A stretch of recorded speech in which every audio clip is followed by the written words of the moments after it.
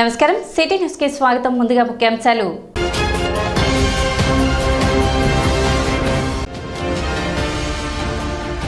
గ్రామీణ వైద్యులు ప్రజలకు దేవుళ్లతో సమానం. ఆంధ్రప్రదేశ్ మెడికల్ ప్రాక్టీషనర్స్ అసోసియేషన్ 40వ మహాసభలో మాజీ మంత్రి ఆలపాటి రాజేంద్ర ప్రసాద్ వెల్లడి.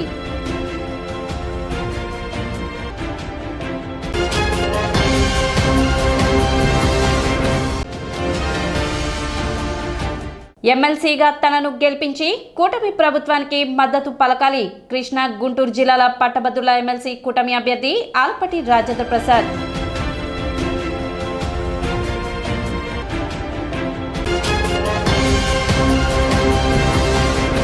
గ్రామీణ ప్రాంతాల్లో ప్రథమ చికిత్స ద్వారా ప్రజలకు సేవలు అందించే ఆర్ఎంపీ మరియు పిఎంపీలు ప్రజలకు దేవుళ్లతో సమానమని మాజీ మంత్రి తెలుగుదేశం పార్టీ సీనియర్ నాయకులు ఆలపాటి రాజేంద్ర ప్రసాద్ అన్నారు.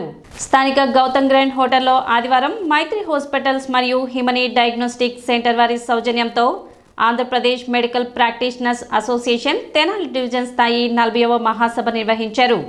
సభకు Tenali division RMP and PMP association అధ్యక్షులు నారాయణ వేణుగోపాల్ అధ్యక్షత వహించారు. ముఖ్య అతిథిగా విచ్చేసిన రాజేంద్ర ప్రసాద్ మాట్లాడుతూ దశాబ్ద కాలం నుండి గ్రామీణ ప్రాంతాల్లో ప్రథమ చికిత్స వైద్య సేవలు అందిస్తున్న ఆర్ఎంపీ పిఎంపీలకు ప్రభుత్వం దగ్గర నుండి గుర్తింపు కావాలన్న ఆశయం నెరవేరకపోవడం బాధాకరమని తెలిపారు. కూటమి ప్రభుత్వం ద్వారా ప్రభుత్వపరమైన గుర్తింపును అందించేందుకు తన వంతుగా కృషి చేస్తానని తెలిపారు. ఎన్నో ఆశలతో కూటమి పాలనకు ప్రజల నుండి మద్దతు తెలిపేందుకు గ్రామీణ వైద్యులు ఎంతగానో కృషి చేశారని వారికి అభినందనలు తెలిపారు.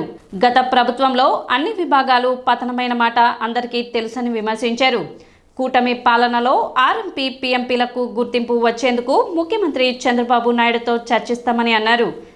అన్ని గ్రామాల నుంచి ఎన్నో ఏళ్ల తరబడి నుంచి వైద్య సేవలు అందిస్తూ మీ ప్రాంతాల్లో గౌరవంగా జీవించడమే కాకుండా 10 మందిలో తలెత్తుకు తిరిగేలాగా జీవనం కొనసాగిస్తున్నటువంటి మీ అందరికీ కూడా పేరు పేరున నా హృదయపూర్వకమైనటువంటి ధన్యవాదాలు. మీ జీవితాలు వ్యక్తిగతంగా ఎట్లా ఉన్నాయో తెలియదు, కానీ మీకు సర్టిఫికెట్ రాకపోవటం వల్ల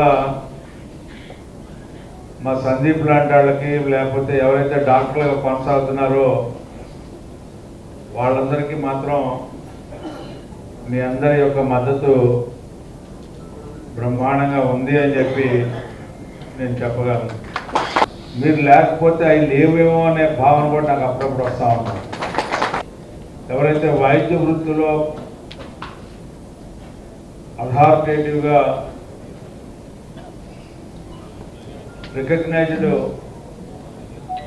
ఎంబీబీఎస్ సర్టిఫికేట్ ఉన్న వాళ్ళ యొక్క జీవితాలకి మీ అందరి యొక్క మద్దతు ఉంది అని చెప్పి చెప్పాలనేది నా ఉద్దేశం. ప్రాథమిక చికిత్సకి అవసరమైన సర్వీస్ మీరు చేయగలుగుతారనేది పూర్తిగా విశ్వసించడం వల్లే ఇప్పటికీ గ్రామీణ ప్రాంతం మీ మీద ఆధారపడి ఉంది అని చెప్పి నేను భావిస్తాను. పెద్ద డాక్టర్ ఏం చెప్పాడో తెలియదు, కానీ మన డాక్టర్ ఏం చెప్తే అదే దాన్ని పాటించి ఇప్పటికీ కూడా మీరు ఎవరికైతే ఏ డాక్టర్ ఏ హాస్పిటల్కి అయితే సజెస్ట్ చేస్తే ఆ హాస్పిటల్కి వెళ్ళాలని తలంచేవాళ్ళు కోకోళ్ళు అని చెప్పి నేను పూర్తిగా వేస్తాను. మీరు గ్రామాల్లో వెలిసినటువంటి ఈ వైద్య సేవ అందించడానికి వెలిసినటువంటి స్వయంభూలుగా నేను భావిస్తాను. ఈ వైద్య సేవలో ఉన్న వాళ్ళకి అదొక వ్యాపకం అనుకుంటా. వేరే రకమైనటువంటి సేవ కూడా చేయాలనే తలంపు మీలో మానసికంగా నిర్లిప్తమై ఉంది అని చెప్పి అనుకుంటా ఉంటాను. మీ అందరికీ కూడా మంచి జరిగిద్దని నా భావన. ఎందుకంటే ఒక మంచి ప్రభుత్వాన్ని ఏర్పరిచినటువంటి ఘనత మీ అందరికీ దక్కింది అని చెప్పి 175 సీట్లకి 164 సీట్లు తీసుకొచ్చిన ఘనత మీదే అని చెప్పి మీకు మీ అందరికీ గుర్తుండే ఉంటుంది. గత పాలన 5 ఏళ్ళు ఈ రకంగా చప్పట్లు కొట్టుకునే కార్యక్రమాలు మనం ఎక్కడా లేవు. 5 ఏళ్ళు మనం ఎక్కడున్నామంటే ఎవరైనా తప్పు చేస్తే ఆ వ్యక్తికి శిక్ష పడితే జైలుకి వెళ్తే ఆ 4 గోళ్ల మధ్యలో ఏ రకంగా జీవించారో ఈ యొక్క రాష్ట్రంలో 5 కోట్ల ఆంధ్రులు అదే రకమైనటువంటి జీవనం కొనసాగించినటువంటి అంశాన్ని మీకు గుర్తు చేస్తా ఉన్నాం. రాజ్యాంగాన్నే మార్చాలని చెప్పి ప్రయత్నం చేసినటువంటి ప్రముఖులు గత పాలనలో ఉన్నవాళ్ళు. ఎందుకంటే మేము శాసనం చేసాం, ఆ శాసనాన్ని ఎవరు కూడా వ్యతిరేకించకూడదు. కాబట్టి వ్యతిరేకించే శాసన మండలిని రద్దు చేయండి. అలాంటి అంశాలను కూడా మళ్ళీ భారత రాజ్యాంగాన్ని డాక్టర్ బాబాసాహెబ్ అంబేద్కర్ గారు రాసిన రాజ్యాంగాన్నే తిరగరాయాలనుకున్నటువంటి ప్రబుద్ధులు. వేమూరు శాసనసభ్యులు నక్కా ఆనంద్ బాబు మాట్లాడుతూ ఆర్ఎంపీ పీఎంపీలకు ప్రభుత్వపరమైన గుర్తింపు లభించే విధంగా అసెంబ్లీలో సంబంధించిన అంశాన్ని ప్రస్తావనకు తీసుకొచ్చి తన వంతు సహకరిస్తానని తెలిపారు. ఉమ్మడి గుంటూరు జిల్లా పరిషత్ మాజీ చైర్మన్ డాక్టర్ రాయపాటి శ్రీనివాస్ మాట్లాడుతూ గత ప్రభుత్వంలో గ్రామీణ వైద్యులకు ప్రభుత్వం ద్వారా గుర్తింపు తెచ్చేందుకు జీవోను విడుదల చేయించడం జరిగిందని, అదే కార్యరూపం దాల్చకపోవడం వల్ల అనేక ఇబ్బందులకు గురవుతున్నారని ఆవేదన వ్యక్తం చేశారు. ఈ అంశంపై ముఖ్యమంత్రి చంద్రబాబు నాయుడు ద్వారా మంచి జరుగుతుందని ఆశాభావాన్ని వ్యక్తపరిచారు.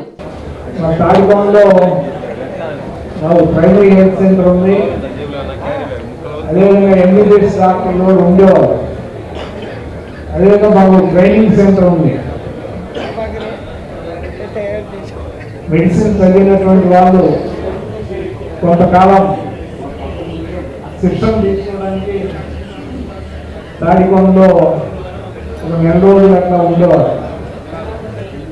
ఆ విధంగా చిన్నప్పటి నుంచి కూడా వాళ్ళందరినీ కూడా చూసినటువంటి వ్యక్తిగా మరి తర్వాత వైద్య కళాశాలలో గుంటూరు వైద్య కళాశాలలో ఎంబీబీఎస్ చదివినటువంటి వ్యక్తిగా దగ్గర నుంచి ఈ వైద్య వృత్తిని బాగా అవగాహన కలిగినటువంటి వ్యక్తిగా గ్రామాల్లో ఉండేటువంటి పరిస్థితులు, వారికి అందుతున్నటువంటి వైద్యులంతా కూడా బాగా దగ్గరగా చూసినటువంటి వ్యక్తిగా 30-35 సంవత్సరాలు బాగా సన్నిహితంగా ఉన్నటువంటి వాళ్ళం. రాజా సిద్ధార్థ గారు క్వాలిఫైడ్ అంటే ఎంబీబీఎస్ అట్లా చదవకపోయినా కూడా తనకు ఉన్నటువంటి అనుభవంతో బాగా అందరికీ కూడా అందుబాటులో ఉంటూ బాగా వైద్యం చేస్తున్నటువంటి వ్యక్తి. గ్రామీణ వైద్యుల ఫెడరేషన్ వ్యవస్థాపక అధ్యక్షులు, గుంటూరు జిల్లా ఏపీఎంపీ అసోసియేషన్ అధ్యక్షులు రాజా సిద్ధార్థ మాట్లాడుతూ ఫెడరేషన్ ద్వారా అనేక సేవలను సభ్యులకు అందించడం జరుగుతుందని, ప్రభుత్వ పరమైన సహకారం కోసం ఎంతగానో కృషి చేయడం జరుగుతుందని తెలిపారు. కూటమి పాలనలో అనుకూలమైన జీవో విడుదలవుతుందని ఆశాభావాన్ని వ్యక్తపరిచారు. సభలో తెనాలి డివిజన్ ప్రధాన కార్యదర్శి పుల్లారావు, కోశాధికారి రంగారావు, రాష్ట్ర మహిళా అధ్యక్షురాలు సుగుణేశ్వరి, రాష్ట్ర గౌరవ సలహాదారు ఎల్ఎన్ రావు, ఫెడరేషన్ అధ్యక్షులు జిఎస్ ప్రసాద్ తదితరులు ప్రసంగించారు. ఈ సందర్భంగా దశాబ్దాల కాలం నుండి గ్రామీణ ప్రాంతాల్లో వైద్య సేవలు అందిస్తున్న పలువురు ఆర్ఎంపీలను సత్కరించారు. ఆగమ శాస్త్రం ప్రకారం పండితులు ధన్వంతరి స్వామికి విశేష పూజలు జరిపారు. చిన్నారుల చేత నాట్య ప్రదర్శన ఏర్పాటు చేశారు. అసోసియేషన్ ద్వారా 400 మంది సభ్యులకు ప్రత్యేక గుర్తింపు కార్డులను, సర్టిఫికేట్లను పంపిణీ చేశారు. కార్యక్రమానికి పలు జిల్లాల నుండి రాష్ట్ర స్థాయిలోని ఫెడరేషన్ మరియు ఆర్ఎంపీ, పీఎంపీ అసోసియేషన్ల ప్రతినిధులు పాల్గొన్నారు. తెనాలి డివిజన్ పరిధిలోని గ్రామీణ ప్రాంత వైద్యులు పెద్ద సంఖ్యలో హాజరయ్యారు.